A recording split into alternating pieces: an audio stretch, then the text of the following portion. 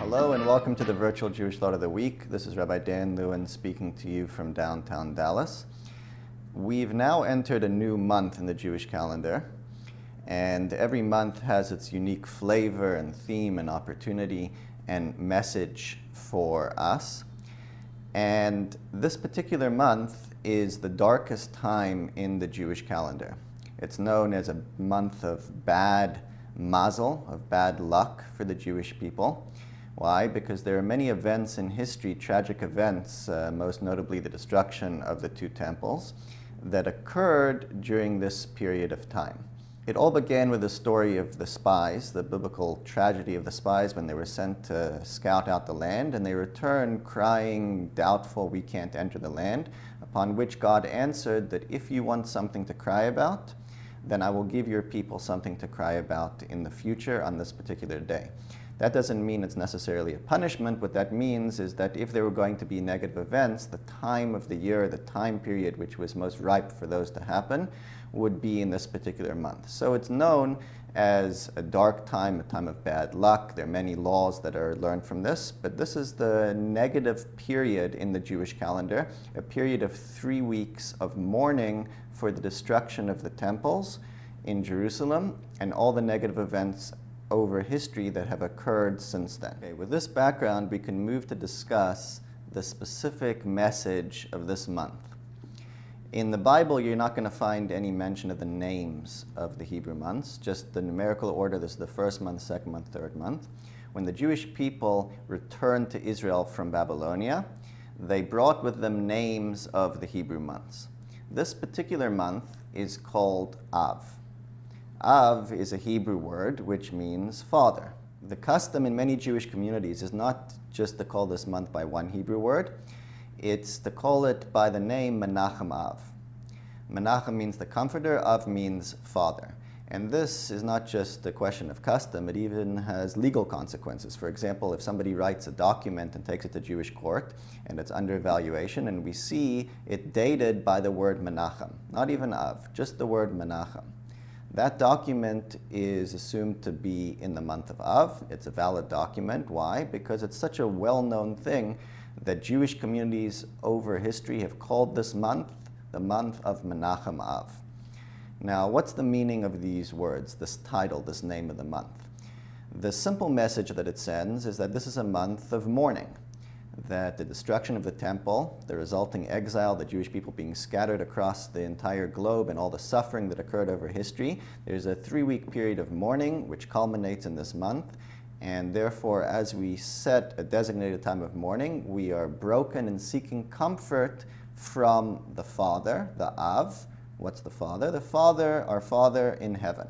That's a metaphor. There are many names or ways to refer to God.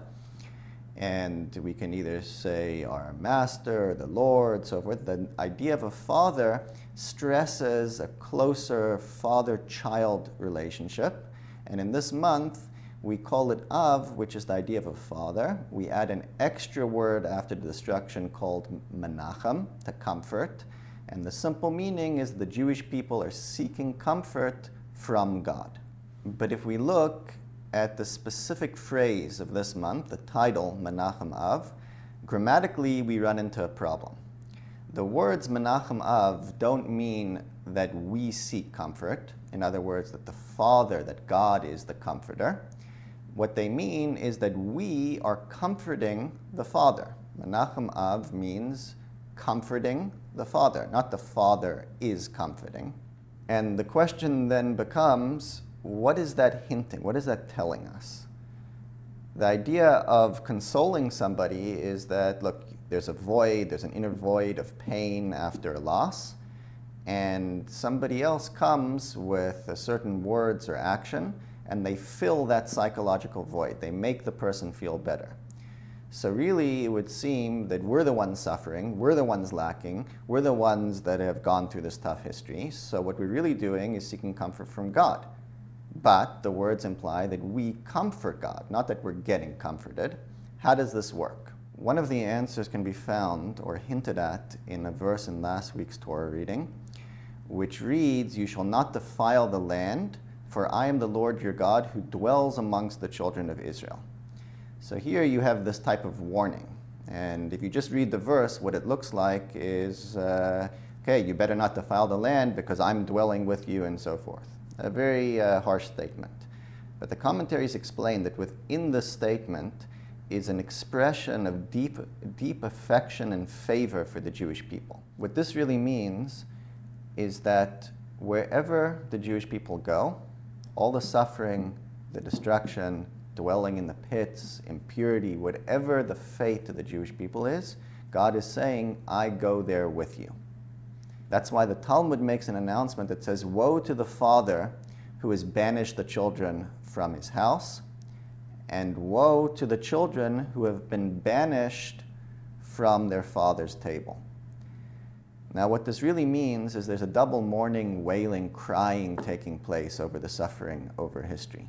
On the one hand, it's obviously woe to the children, like why did the children have to go through this? On the other hand, and the bigger novelty is that the Talmud says woe to the father that had to do this, which means, if we borrow the metaphor, the greatest pain of a parent, of a father, is when the child suffers and feels pain. It's not just his own personal pain, the pain of the child. Every failure and every challenge that the child faces, the parent is there watching and going through it with them.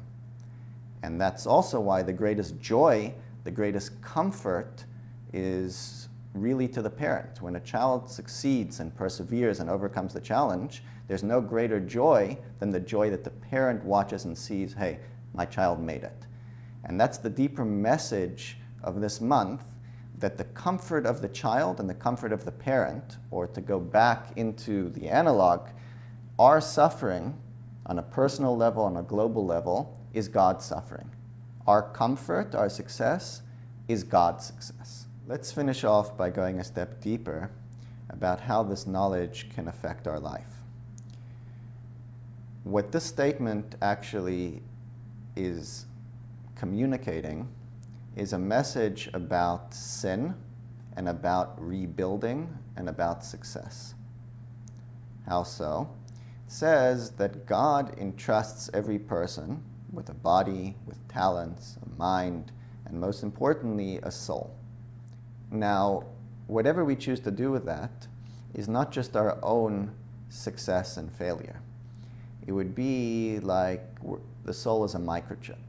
So wherever we're going to go, that soul, that divine presence is going to accompany us for good or for bad.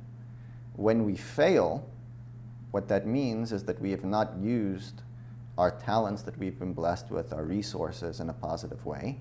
That's not just a personal failure, it's a letdown for God, who has entrusted us with these abilities. Likewise, when we succeed, and the most important thing is to know that since that's the case, since we have that connection, that we have extra motivation and tools to succeed.